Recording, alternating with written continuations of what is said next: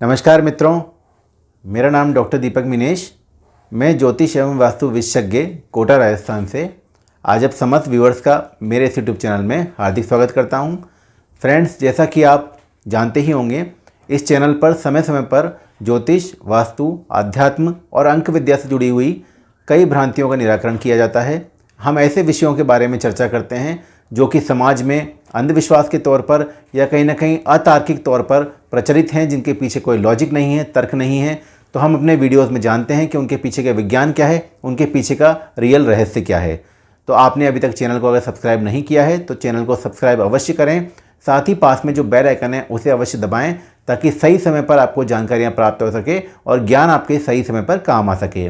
अगर ये वीडियोस आपके जीवन में कुछ पॉजिटिविटी का संचार करते हैं, कुछ शुभ संचार करते हैं, तो आप इन्हें अवश्य अपने मित्रों, संबंधियों के साथ शेयर करें और वीडियो को लाइक भी करें ताकि मेरा भी मोटिवेशन बढ़ता रहेगा और समय समय पर मैं भी और ज़्यादा आपके लिए ज्ञानवर्धक वीडियो लाता रहूँगा। आपके कमेंट्स का भी मुझे बहुत ज़्यादा इंतजार रहेगा, तो कमेंट्स करना भी ना भूलें। आज के वीडियो में हम बात करेंगे एक बहुत ही रहस्यमय विषय की ओर। हमेशा कई जगहों पर मैंने देखा है, कई जगहों पर मैंने पढ़ा है कि दूसरे के मन की बात जानने से रिलेटेड बहुत सारे वीडियोस हैं, यूट्यूब पर भी बहुत सारी विद्याएं हैं। पर क्या ज्योतिष विद्या में ऐसी कोई चीज़ है जिससे आप किसी की पत्रिका देखकर उसके मन में क्या चलता है या उसके मन में रेगुलर कौन से विचार चलते हैं या आप जान सकें? तो आज हम अपने वीडियो में इसी रहस्य को खोलने जा रहे हैं कि किस तरह से आप किसी की पत्रिका देखने मात्र से ये बता सकते हैं, पत्रिका देख के, कि उसके मन में अधिकतर कौन से विचार चलते हैं। तो हम वीडियो की शुरुआत करते हैं। वीडियो की शुरुआत करने से पहले मैं आपको बता देना चाहता हूँ, आप अपनी पत्रिका, जन्म पत्रिका खोल लीजिए और उसमें देखिए आप कि आपकी पत्रिका में कौन सा लग्न है। लग्न का अर्थ ये होता है कि आपकी पत्रिका में जो सबसे पहला खाना है वो आपका लग्न होता है। वहाँ पर जो राशि लिखी है, राशि का नंबर लिखा है, अगर 1 नंबर लिखा है तो मेष राशि, 2 नंबर लिखा है तो वृष राशि, 3 नंबर है तो मिथुन, 4 है तो कर्क, 5 है तो सिंह, 6 है तो कन्या, 7 है तो तुला, 8 है तो वृश्चिक, 9 है तो धनु, 10 है तो मकर, 11 है तो कुंभ और 12 है तो मीन राशि है। तो आपके लग्न में जो नंबर है उसी के हिसाब से लग्न राशि बनेगी, तो आपका वही लग्न कहलाएगा। अब आपको देखना ये है, इन सारे वीडियोस को, ये सारी जानकारी जो मैं देने जा रहा हूँ ये अपने लग्न के अनुसार सुने। और अगर आपको लग्न नहीं पता है तो अपनी चंद्रमा जिस राशि में विद्यमान है वही आपकी चंद्र राशि है, उसके अनुसार सुने। अगर वह भी नहीं पता है तो अपनी बोलते नाम से जो राशि बन रही है उसके अनुसार सुने, और आप इसको देखकर जान पाएंगे कि आपके मन में या किसी और के मन में अधिकतर कौन से विचार चलते हैं। आप मुझे कमेंट करके अवश्य बताइएगा कि आप लोगों पर कितना ज़्यादा ये सार्थक सिद्ध हो रहा है। सबसे पहले हम बात करेंगे 1 नंबर राशि अगर लग्न में है तो मेष लग्न है। मेष लग्न के जातकों में आपको सिर्फ देखना इतना है हर कुंडली में कि कर्क राशि कौन से भाव में पड़ रही है। मेष लग्न में या मेष राशि में चतुर्थ भाव में कर्क राशि पड़ती है, जहाँ का स्वामी चंद्रमा है। तो इसका मतलब मेष राशि वाले लोग या मेष लग्न वाले लोग जो हैं, उनके दिमाग में अधिकतर या तो भूमि के, भवन के, प्रॉपर्टी के, वाहन लेने के या माता से जुड़े हुए विचार या कहीं ना कहीं स्थान परिवर्तन से जुड़े हुए विचार बहुत ज़्यादा जीवन में चलेंगे। इन चीज़ों से रिलेटेड इनके दिमाग में बहुत ज़्यादा योजनाएं करते रहेंगे। बार बार इन चीज़ों में बदलाव होगा, जीवन में ये चीज़ें बार बार बदलते रहेंगी। तो मेष लग्न वालों को इनके चतुर्थ भाव से जुड़े हुए विचार आते हैं, जो कि भूमि, भवन, वाहन और माता से जुड़े हुए विचार होते हैं और कहीं ना कहीं परिवर्तन कारक होते हैं। वृष लग्न की हम बात करेंगे। अगर लग्न में 2nd नंबर राशि है वृष लग्न में, तो आपका कर्क राशि कौन से भाव में पड़ रही है? कर्क राशि आपके 3य भाव में पड़ेगी। तो आपका मन अधिकतर, अगर स्त्री हैं तो वस्त्र में, आभूषण में, ज्वेलरी में लगा रहेगा, घूमने फिरने में मन रहेगा और मित्रों में बहुत ज़्यादा मन आपका रहेगा। बार बार विचार मित्रों की तरफ ज़्यादा चलेंगे, मित्रों की संख्या में वृद्धि रहेगी और चूंकि मन आपका जो है मित्रों से बहुत ज़्यादा मेल मिलाप में बना रहेगा। ऐसे लोगों को संगीत से भी, क्योंकि 3य भाव संगीत का भी है, तो संगीत में और लेखन से जुड़े हुए विचार भी इनके बहुत ज़्यादा चलते हैं। इनका मन इसी साइड जाने के चांसेस बहुत ज़्यादा रहते हैं। मिथुन लग्न की हम बात करेंगे। अगर लग्न में 3 नंबर है तो मिथुन लग्न है। मिथुन लग्न और मिथुन राशि वालों का 2nd हाउस का जो स्वामी है वो चंद्रमा होता है, वहाँ कर्क राशि पड़ती है। तो इनके मन में अधिकतर धन संबंधी विचार, ये दिन रात पैसे के बारे में बहुत ज़्यादा सोचते हैं। पैसा किस तरह बचे, पैसा किस तरह कमाया जाए, पैसा बचने से जुड़े हुए विचार खासकर होते हैं, क्योंकि सेविंग स्थान का स्वामी है, 2य स्थान का कर्क राशि पड़ती है, वहाँ का स्वामी है चंद्रमा।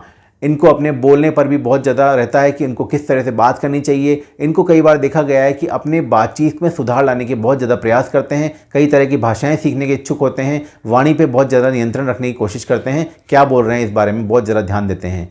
साथ ही इनको खाने पीने का बहुत शौक होता है, तो बार बार खाने पीने की तरह तरह की चीज़ें खाना, यानी भोजन जुड़े विचार बहुत ज़्यादा चलते हैं ऐसे लोगों के मन में। अब इसके बारे में बात करेंगे कर्क लग्न के लिए। लग्न में कर्क राशि है तो इनका चूंकि लग्न में ही कर्क राशि है तो अधिकतर कर्क लग्न वाले लोग या कर्क राशि वाले लोग अपने स्वास्थ्य की तरफ, अपने लुकअप की तरफ, अपने व्यक्तित्व की तरफ बहुत ज़्यादा विचार चलते हैं, बार बार अपने व्यक्तित्व में परिवर्तन लाते हैं। वह लोग कैसे दिख रहे हैं इसका इन्हें बहुत चिंतन रहता है, बार बार अपने अंदर कुछ ना कुछ चेंजेस लाते रहते हैं और अपने बारे में ज़्यादा ज़्यादा सोचते हैं। ये जीवन में सेल्फ कॉन्शियस ज़्यादा होते हैं।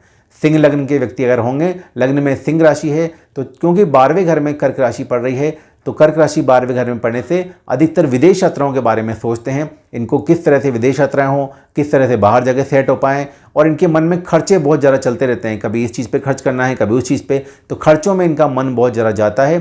खासकर इनका मन विशेष तौर पर क्योंकि 12वां घर होता है कर्क राशि में तो आलस्य में भी बहुत ज़्यादा मन रहता है, आलसी कई बार मन देखा गया है।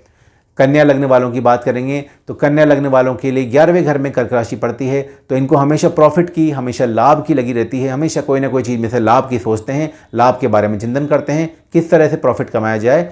बड़े वर्ग के लोगों में बैठने उठने में बहुत ज़्यादा विचार चलते हैं कि किस तरह से बड़े बड़े लोगों में संपर्क बनाया जाए। इनको लाभ और बड़े वर्ग के लोगों में चलता है संबंध इनका, और इनके विचार भी चलते हैं। इनको अधिकतर अपनी महत्वाकांक्षाओं में इनका मन चूंकि 11वें घर का स्वामी है तो 11वें घर जुड़े हुए जो महत्वाकांक्षाएं हैं, इच्छाएं बहुत ज़्यादा इनके मन में चलती रहती हैं। बात करेंगे तुला लग्न। लग्न में अगर 7 नंबर राशि है तो तुला लग्न माना जाएगा। तुला लग्न में दशम स्थान में कर्क राशि पड़ती है तो कर्क राशि दशम स्थान में पड़ने से मान सम्मान के बारे में और इनके दिमाग में चलता रहता है कि प्रमोशन किस तरह हो, पद वृद्धि किस तरह हो, नौकरी किस तरह लग जाए। तो कर्म क्षेत्र जुड़े हुए विचार इनके लिए बहुत ज़्यादा मायने रखते हैं और बार बार कर्म क्षेत्र के बारे में या अपने सेल्फ रेस्पेक्ट के मामले में बहुत ज़्यादा कॉन्शियस होते हैं ऐसे लोग। वृश्चिक लग्न वाले व्यक्ति या वृश्चिक राशि वाले व्यक्ति जिनके लग्न में 8 नंबर राशि है, इनके 9वें स्थान में चंद्रमा की राशि कर्क पड़ती है तो इनके विचार अधिकतर धार्मिक होते हैं। अधिकतर ईश्वर की आराधना में या कोई ना कोई धार्मिक कर्मों में इनके दिलचस्पी रहती है।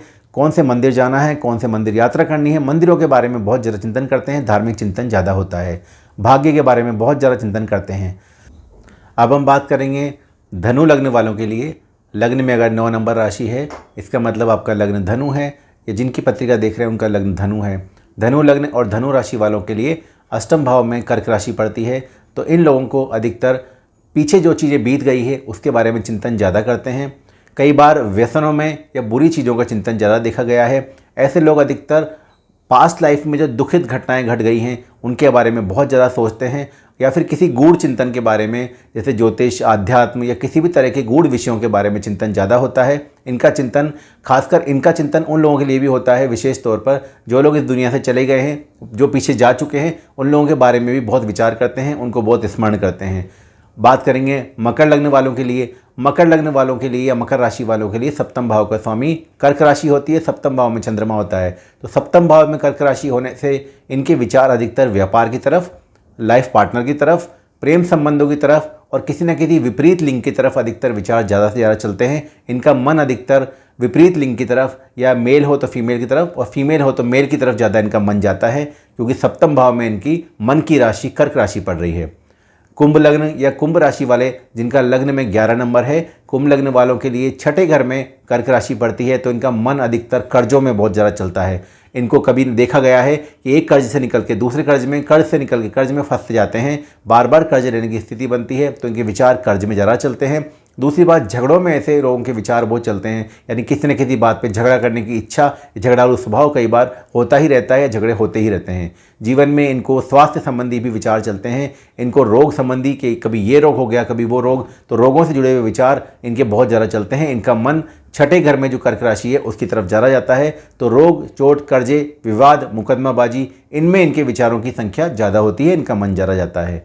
लग्न में अगर मीन राशि हो, अर्थात 12 नंबर लिखा है लग्न में, तो मीन राशि है या मीन राशि या मीन लग्न हो तो इनके विचार, चूँकि कर्क राशि पंचम भाव में पड़ती है तो इनके विचार अधिकतर शिक्षा की ओर, यानी कुछ ना कुछ सीखने की तरफ इनका रुझान रहता है। इनके विचार प्रेम संबंधों की तरफ और भावनात्मक तौर पर किसी न किसी से अटैचमेंट महसूस करते हैं तो इनके विचार किसी न किसी ऐसे संबंध की तरफ जहाँ भावनात्मक लगाव हो बहुत ज़्यादा चलते हैं। पंचम भाव में कर्क राशि होने से कुछ न कुछ सीखने की इच्छा बार बार बनी रहती है। ऐसे लोग बहुत ही लर्निंग कैपेसिटी के लोग होते हैं। तो हमने जाना कि कर्क राशि कुंडली में जिस भी भाव में पड़ेगी, व्यक्ति का मन उस भाव से जुड़े हुए कार्यों में विशेष तौर पे जाएगा, उससे जुड़े हुए विचार उसमें चलेंगे।